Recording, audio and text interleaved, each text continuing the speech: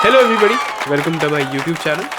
And बहुत सारे बच्चों ने ये वाला थंबनेल देख के सोचा होगा कि भैया कर रहे हैं हम लोगों को क्लिक बेट, है ना। उनको चाहिए व्यूज और उन्होंने किया है हम लोगों को क्लिक बेट। एलिजिबिलिटी क्राइटेरिया कैसे चेंज हो सकता है, हे भगवान, हाय राम। छोड़ो, इस वीडियो को मत देखो। लेकिन ये क्लिक बेट नहीं है। ये आज ही मैंने देखा है कि एलिजिबिलिटी क्राइटेरिया चेंज कर दिया गया है आईआईटी भुवनेश्वर का। ठीक है, तो अब एक्चुअली में चेंज क्या किया है वो देखते हैं हम लोग। ठीक है, तो पहले देख लेते हैं कि पहले क्या था। पहले कुछ ऐसा था, है ना। हम लोगों ने इसके ऊपर एक वीडियो भी बनाया था। 2025-2026 का एलिजिबिलिटी क्राइटेरिया वाज कि a candidate must have secured the following minimum aggregate और इक्विवेलेंट ग्रेड्स इन 10+2 एग्जाम और equivalent qualifying exam depending upon their category. अगर वो अनरजिस्टर्ड है, मतलब अनरजिस्टर्ड बोल रहा हूँ, क्या बोलते हैं, अगर वो जनरल का है, अनरिजर्व्ड है, तो 60% मार्क्स। ईडब्ल्यूएस है तो 60% मार्क्स। ओबीसी है तो 55%।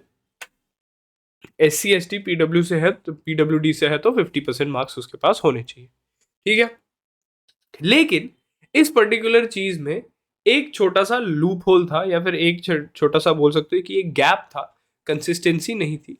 उसके बारे में हम लोग समझते हैं कि वो क्या नहीं थी। ठीक है, तो एक एग्जाम्पल से समझते हैं फटाक से, कि मान लेते हैं हमारे पास क्लास 12 में एक स्टूडेंट है। ठीक है, इसका नाम हम लोग रख लेते हैं रामलाल, क्योंकि मैंने अभी दिलवाले देखी तो रामलाल। ठीक है, अब रामलाल को एनसीईटी एग्जाम, उसने पीसीएम डोमेन लिया, उसका स्कोर आ गया एनसीईटी का स्कोर 380। वो बढ़िया स्टूडेंट था, उसने नॉन डोमेन सब्जेक्ट सारा बढ़िया तरीके से सॉल्व किया, उसको आ गए 380 नंबर। लेकिन उसके जो 12th के मार्क्स है वो कुछ ऐसे है। ठीक है, 12th बोर्ड्स में वो फिजिक्स में पास है, केमिस्ट्री में पास है, फिजिकल एजुकेशन में पास है, लेकिन मैथ्स और इंग्लिश में वो फेल है। ठीक है, अच्छी बात है, मतलब अच्छी बात तो नहीं, अब फेल हो गया है, सैड बात तो है, पर ठीक है। लेकिन उसके ओवरऑल 65% आ रखे हैं, 60% से ज्यादा है। मान लेते हैं रामलाल जी जो है हमारे जनरल कैटेगरी से हैं, तो उनको उनके आए हैं 65%।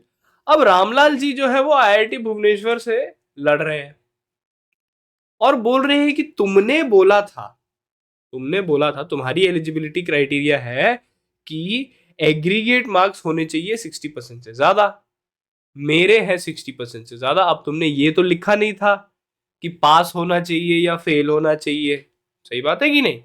यहां पर कहीं नहीं लिखा है candidate must have secured the following minimum aggregate और इक्विवेलेंट ग्रेड्स इन 10+2 एग्जाम। तो ये नहीं लिखा है पास हो फेल हो।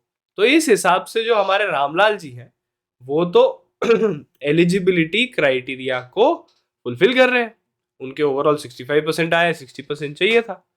तो इसी पर्टिकुलर चीज की ऐसा कोई रामलाल हमारे पास आके हमसे झगड़ा ना करे, तो आईआईटी भुवनेश्वर ने बोला कि भाई ये दिक्कत है, हम लोग इसको कर देते हैं चेंज। ठीक है, और चेंज करके ये उन्होंने नया नोटिस डाल दिया, है ना। और नीचे लिख भी दिया कि clarification regarding eligibility criteria bracket में passing qualifying exam for the academic year 2025-2026। तो पहले उन्होंने वही बोला, एक पेज का ही था ये नोटिस, छोटू सा ही है, कि as per the eligibility criteria published by the institute for ITEP admission 2025-2026, वो ये है, हमने पहले ही पढ़ लिया है उसको, उसकी कोई दिक्कत नहीं है। अब इज अमेंडेड, लास्ट का जो ग्रीन वाला पार्ट है वो है कि this is amended as follows, candidate must have passed the 10+2। देखो, पहले था एग्रीगेट होना चाहिए, इस बार है पास्ड द 10+2, मतलब आपको आपकी 12वीं कक्षा पास करनी पड़ेगी।